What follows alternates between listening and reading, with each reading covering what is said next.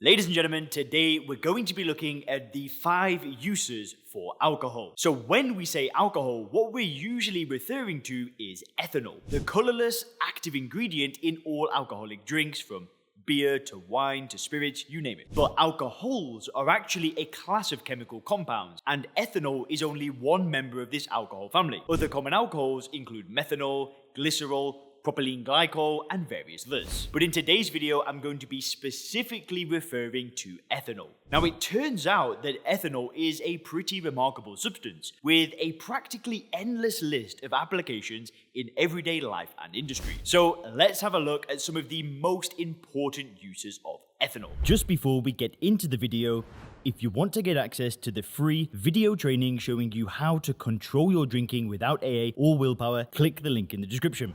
I'll be showing you how to use the mental model called first principles thinking to get control of your drinking. I'll be talking about the 5 critical mistakes that 90% of drinkers make, and I'll also be sharing the 2 phases of becoming sober clear. You do not want to miss that training video. It will change your mindset around drinking forever, so you can start getting your health, career, confidence, and relationships back on track. Click the link in the description for instant access. And number 1, alcohol is an antiseptic and a disinfectant. So ethanol is one of the most powerful germ killers known to man. For this reason, you will find it in all sorts of cleaning and personal hygiene products. It destroys the most common bacteria in as little as 10 seconds. In higher concentrations, it can also take care of viruses, including herpes and the influenza virus. With the recent coronavirus epidemic, the global demand for ethanol-containing products like hand sanitizers has exploded. Now, scientists are not certain about how alcohol kills microorganisms, but they suspect that it might be by destroying the structural integrity of the proteins that make up the cellular membrane. And number 2,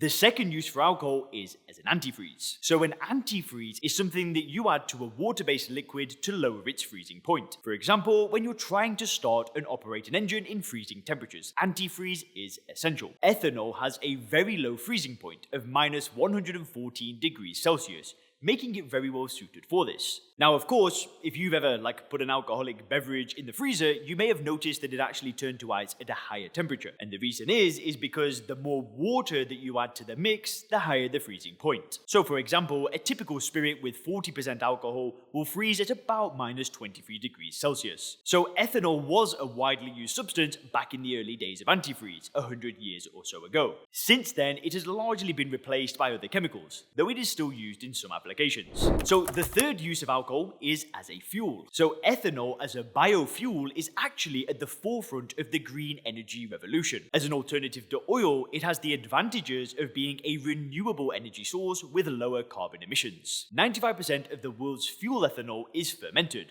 mostly from grains or sugar. The remaining 5% is synthetically manufactured. In terms of volume, fuel ethanol absolutely dwarfs all of the uses of alcohol, be they industrial or as a beverage. You can see in the graph below how this trend has grown from the middle 1970s, when fuel ethanol was practically non-existent. So, does this stuff actually find its way into your car? Well, the answer is yes. Most new vehicles now sold are approved to run on gasoline that contains some ethanol. Most commonly, the ethanol is blended into standard gasoline at 10% volume, but this can be as high as 15 or even 85%. Compared to regular gas, ethanol actually has a much higher octane rating, resulting in significantly improved performance. So, the fourth use of alcohol is a solvent. After water, ethanol is the second most widely used solvent both in industrial applications as well as in consumer products. But what exactly is a solvent? Well, it's simply a liquid that dissolves, suspends, or extracts other substances without changing their chemical structure. Solvents are what make possible many of the everyday wonders that we take for granted, like for example, spray paint products that don't clog or inks that don't smudge. Now, you will find ethanol as a solvent in cosmetics,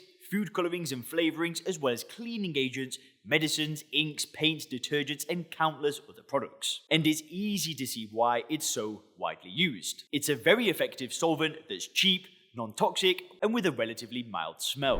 And also, alcohol is used in the chemical industry. Because it is so easily, safely, and cheaply produced in pure form, ethanol is widely used in the chemical industry. It is used to synthesize a wide range of other chemicals, including acetates, esters, ketones, and many more. The recent massive expansion of the ethanol fuel market has also helped in this regard, leading to a drop in prices and a resurgence of its use in the chemical industry. So, I know what you're thinking. What's the difference with this stuff and the stuff that we actually drink? Well, this is the million-dollar question. What is the difference between this fantastic, useful chemical that's an antifreeze, a fuel, a solvent, an antiseptic, and so much more, and the stuff that we pour down out of the bottle and down our throats? The ethanol is exactly the same. The same molecule with 2 carbon atoms, 6 hydrogen, and 1 oxygen. If you take away the nice bottle and the $1 million of advertising, is there any difference? Now, I know what you're going to say. The taste is different. Well, this is the thing. Alcoholic beverages have all sorts of flavors added, like sugars and other sweeteners, and this makes them different from industrial ethanol. That's true a lot of the time, but not necessarily. A good case in point is vodka. Vodka is basically pure ethanol that's typically made from grains. This ethanol is then filtered to remove impurities explicitly for the purpose of removing any possible foreign taste. It's then diluted with water down to around a 40% concentration. The only reason for this dilution being to bring it down to a drinkable strength. And until recently, the United States Alcohol, Tobacco and Firearms Code actually specified that vodka must be, quote, without distinctive character, aroma, taste or color. It was a legal requirement for this stuff to taste like ethanol. But listen, that's not going to stop these so-called vodka connoisseurs from coming up with all sorts of imaginary characteristics of vodka. In the course of researching for this video, I found this quote from a bar owner who described proper vodka as, quote, smooth with a creamy texture. He then added, it has finesse and a long finish. Ladies and gentlemen, it doesn't taste anything like that. It's just mass-produced grain ethanol that vodka makers buy in bulk from a handful of manufacturers, dilute it, and then brand it as this special kind of vodka. And most vodka drinkers will have their vodka neat, not mixing it with anything. And this is somehow meant to preserve the purity of the experience. And the proof that there is no difference between that dirt cheap paint thinner or antifreeze and the expensive liquor is that actually people would be more than happy to drink the antiseptic. It's exactly the same thing, and the government knows this very well, which is why government regulations stipulate that ethanol, which is not to be sold for human consumption, must, and I repeat, must be mixed with toxic substances like methanol. And this then allows it to be taxed at a normal rate instead of the exorbitant rates for alcoholic drinks. These toxic ethanol products are called methylated spirits or denatured alcohol. And of course, this sometimes doesn't stop desperate and usually very poor alcohol addicts from trying to drink them anyway. Sadly, every year, tens of thousands of people all over the world are hospitalized, go blind, or die as a result of drinking these methylated spirits. And the only reason is taxes, nothing else. Hope you enjoyed this video. Have a great day.